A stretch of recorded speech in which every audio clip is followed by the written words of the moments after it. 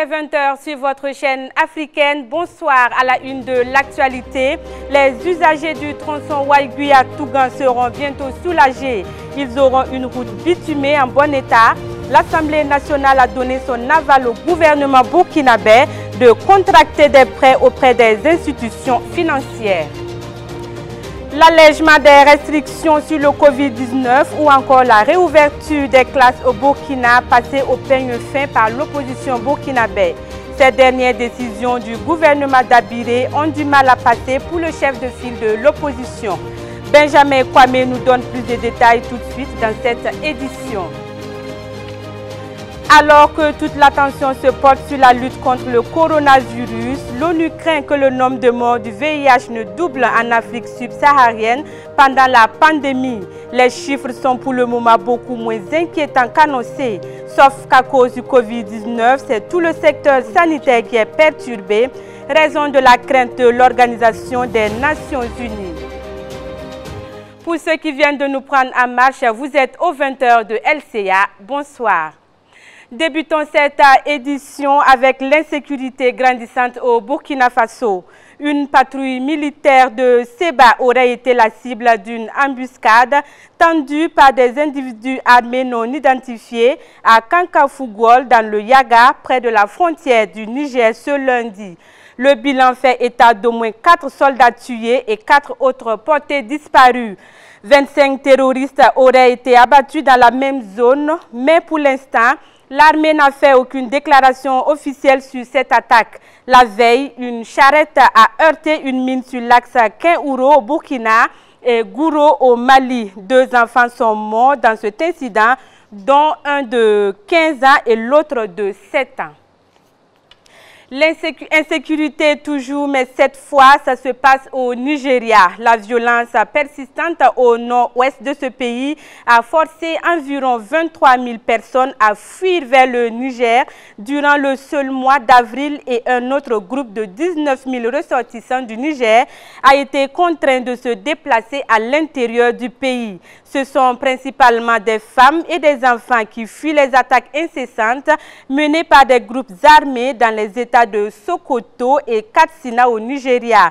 Le Niger abrite près de 500 000 réfugiés et déplacés internes chassés par les violences djihadistes ou des bandes armées, selon un rapport récent de l'ONU qui s'inquiète du manque de fonds pour couvrir tous les besoins. On poursuit cette édition en politique. L'État burkinabé n'a jamais été aussi impuissant que sous le régime du MPP. C'est la déclaration du chef de file de l'opposition ce matin lors de son traditionnel point de presse. Le CEFOP est revenu sur les dernières décisions du gouvernement d'Abiré. Ce sont entre autres l'allègement des restrictions sur le Covid-19 ou encore la réouverture des classes au Burkina. Benjamin Kwame, Achille Draogo. Les transports urbains, périurbains et ruraux des personnes ont repris depuis quelques jours au Burkina Faso. Le 15 mai prochain, certaines activités commerciales devraient aussi reprendre, mesure d'assouplissement de l'exécutif burkinabé relative au Covid-19. Et elles sont encourageantes pour l'opposition politique burkinabé. Mais avec la réouverture des marchés hier, le CEFOP pense que cela s'est fait grâce à la pression des citoyens dans la rue et sur les réseaux sociaux. Pour l'opposition, c'est une impuissance du pouvoir de Ouagadougou et un tel cas représente un danger pour tout le peuple. C'est pourquoi les mesures dorénavant doivent être encore plus fortes pour éviter des rebonds. Dès lors où l'on a fermé et il faut rouvrir, et nous l'avons ouvert sous la contrainte des manifestants de la rue, donc il faut donc faire en sorte que les mesures restrictives soient encore plus fortes. Il faut absolument que ce soit quelque chose de plus contraignant. Pour la réouverture des écoles, c'est un bond en avant selon le CEFOP, mais il reste dubitatif sur l'application de l'usage des masques par les élèves. Le CEFOP propose donc ceci. On a prévu de donner des masques aux élèves. Nous sommes dubitatifs parce que ces élèves qui doivent porter les masques, nous ne savons pas si véritablement ça va être facile pour les enfants d'utiliser ces mêmes masques-là pendant 2, 3, 4 jours. Il faut trouver une formule pour que les enfants puissent être protégés. Ce qui veut dire que dans les classes, il faut tout faire pour respecter les distances. Cela veut dire donc que dans une classe, le nombre d'effectifs fortement va diminuer. En plus de cela, pour un meilleur suivi des élèves, il faut aussi associer les parents d'élèves. Il n'y a pas que les syndicats. Il y a les parents d'étudiants et les parents d'élèves aussi. Donc ces partenaires sociaux qui accompagnent le fonctionnement de notre école doivent être impliqués dans la recherche des solutions par rapport au sort de l'école burkinabé. Par rapport aux classes intermédiaires, concrètement, il faut valider l'année pour ces classes intermédiaires-là. Concernant la reprise de l'opération de révision de la liste électorale et les élections à venir, le chef de file de l'opposition indique que même avec la présence du coronavirus, il est primordial que ces élections se tiennent. Le droit à la santé est une priorité dans ce pays, mais nous avons des exigences constitutionnelles qu'il ne faut pas battre en brèche ou minimiser. Le droit à la santé sera défendu et nous travaillons à cela. En même temps, nous disons qu'il faut éviter le chaos politique. C'est parce qu'il y a une infrastructure politique qui tient que les droits sont respectés. Si l'infrastructure chute, il n'y a plus de devoir, il n'y a plus de droit. C'est le chaos, l'anarchie. Nous devons éviter ça. Donc dans le mal, il y a le pire. Et il faut éviter le pire. Il serait plus ou moins hasardeux pour nous de se casser derrière le prétexte de la pandémie pour ne pas répondre au rendez-vous de l'histoire par rapport à la date du 22 ou du 29 novembre comme élection. Donc du coup, nous pensons qu'il faut travailler à ce que les élections se tiennent. Pour cette 5e étape de l'enrôlement, l'opposition révèle que des difficultés sont observées dans certaines zones comme la défaillance des appareils. Appel est donc lancé à la CENI à corriger au plus vite ces anomalies. Il incarne le renouveau au sein du parti de Boubacar Keïta, le président de la République du Mali. Avec un passé politique bien rempli, il a occupé le poste de président de la jeunesse du RPM ainsi que vice-président de l'Assemblée nationale sortante. Moussa Tembine est élu au perchoir de la nouvelle Assemblée nationale malienne ce lundi même. Il avait été déclaré perdant lors de la publication des résultats provisoires du second tour à Bamako. Je vous propose de l'écouter. Le président de la République vient de prouver une fois de plus, après la nomination du Premier ministre, après la nomination de plusieurs ministres jeunes, après la loi du JAR qui a aussi promis beaucoup de jeunes femmes, en tout cas députées à l'Assemblée nationale, il vient de prouver une fois de plus qu'il est au service de la jeunesse et que son combat, au cœur de son combat, il a toujours placé la jeunesse. Donc c'est le lieu, très sincèrement, de remercier le président de la République qui est un père pour moi. Comme je l'ai dit, depuis que mon père est décédé, c'était l'une des rares fois où j'ai senti quelqu'un remplacer mon père. Donc c'est le lieu de le remercier, et c'est le lieu aussi de remercier le président sortant.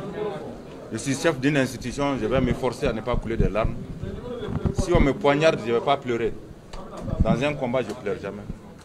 Mais je pense que c'est un marque de considération que je viens d'éprouver, en tout cas venant du président de la République et du président de l'Assemblée nationale sortant. Je suis très ému.